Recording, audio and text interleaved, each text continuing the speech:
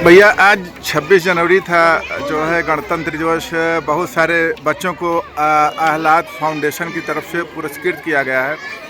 तो आहलाद फाउंडेशन के बारे में कुछ बता दीजिए, कैसा फाउंडेशन है, कैसे काम करता है। बेसिकली मेरा मूल निवास यहीं है दौलतपुर माफी, और मेरे पिताजी स्वर्गीय श्री अटल बिहारी वर्मा जी जो है वो यहीं रहते थे और यहीं वो खंड विकास अधिकारी के पद से वो सेवानिवृत्त भी हुए।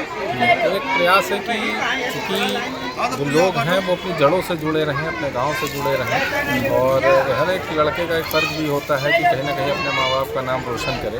तो इस दिशा में नाम को आगे बढ़ाने के लिए उनके स्मृति में फाउंडेशन बनाया गया, और खासतौर से शिक्षा के क्षेत्र में कि छोटे बच्चे जो हैं वो आगे बढ़ें, उनको एक कहीं ना कहीं से मोटिवेशन मिले, कहीं ना कहीं से वो प्रेरित हों कि हाँ हम फर्स्ट पाए हैं, प्राइज़ पाए हैं, तो हमें और मेहनत से पढ़ना चाहिए। और ख़ासतौर से उनके अभिभावक, उनको भी बहुत मोटिवेशन की ज़रूरत है कि हाँ उनको भी खुशी होती है कि हाँ उनका बच्चा अगर जो कोई पुरस्कृत हुआ है तो उससे कहीं ना कहीं अभिभावक का भी सम्मान बढ़ता है, और अभिभावक का सम्मान बढ़ता है तो वो और ऊर्जा के साथ में अपने बच्चों को फिर पढ़ाने के लिए पूरी मेहनत और शिद्दत के साथ लगता है। तो छोटा सा प्रयास था इसके तहत। तो इसमें बहुत सारे बच्चों को पुरस्कृत किया गया। आप भी चूँकि गांव देहात से ही जुड़े हैं, आपका जो ये गांव के प्रति लगाव है, जो यहाँ की मोहब्बत है बच्चों के प्रति, कि आप जो है आप भी एक जो है अधिकारी के पद पे हैं, बाहर से आपकी तैनाती है, लेकिन आप जो है गणतंत्र दिवस हुआ या फिर स्वतंत्रता दिवस हुआ, आप बच्चों के बीच में आके मनाते हैं। क्या कहना चाहेंगे गांव के परिजनों से जो मतलब शिक्षा के प्रति अभी उतना जागरूक नहीं है, क्या कहेंगे? चूँकि आज का दिन है, गणतंत्र दिवस है, सबको बहुत बहुत बधाई भी है इस बात की कि आज हम अपने गणतंत्र दिवस का ये महोत्सव मना रहे हैं। और वाकई सही कह रहे हैं कि दूर अंचलों में शिक्षा एक बड़ा मुद्दा होती है।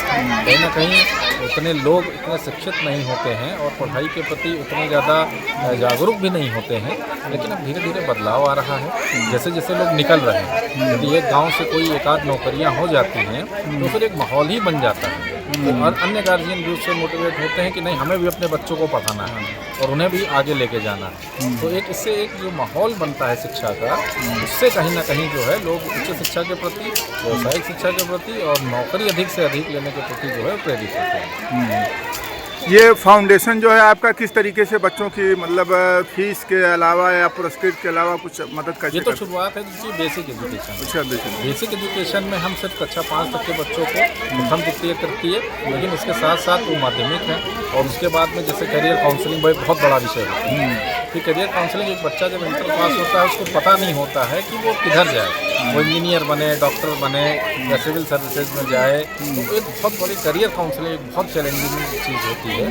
दूसरी चीज़ होती है कि एक व्यावसायिक शिक्षा बहुत ज़रूरी है। हमारी आजकल की जो शिक्षा है वो हम लोग पढ़ते कुछ और हैं, करते कुछ और हैं। यानी कि हम साइंस पढ़ते हैं, हम बीएससी करेंगे, विज्ञान विषय से करेंगे, हम बीए करेंगे, और उसके बाद हम सोचते हैं कि नहीं हमको व्यवसाय करना है। तो अगर तो हमें व्यवसाय करना है तो जाहिर सी बात है हमें बिजनेस का फिर कोई ना कोई ऐसा विषय चुनना होगा, हमें कॉमर्स चुनना होगा, या फिर हमें बीबीए करना होगा, एमबीए करना होगा, ताकि हम बेहतर व्यवसाय कर सकें। तो एक जो ये करियर काउंसलिंग से ही ये निकल के आता है कि हमको किस दिशा में जाना है और उसका रास्ता कौन सा है, किस विधा से हम उससे निकल के जाएँ।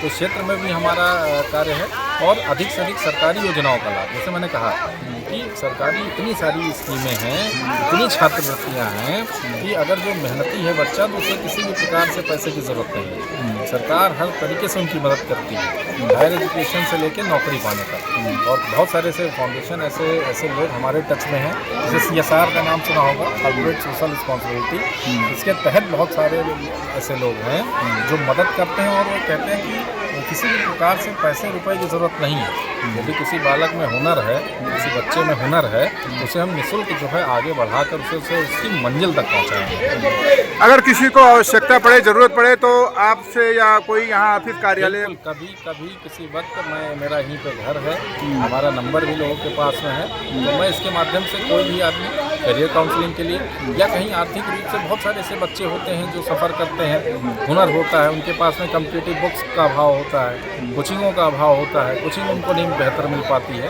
तो इस दिशा में किसी भी प्रकार की मदद की ज़रूरत होगी तो हम लोग वहाँ पर तैयार हैं।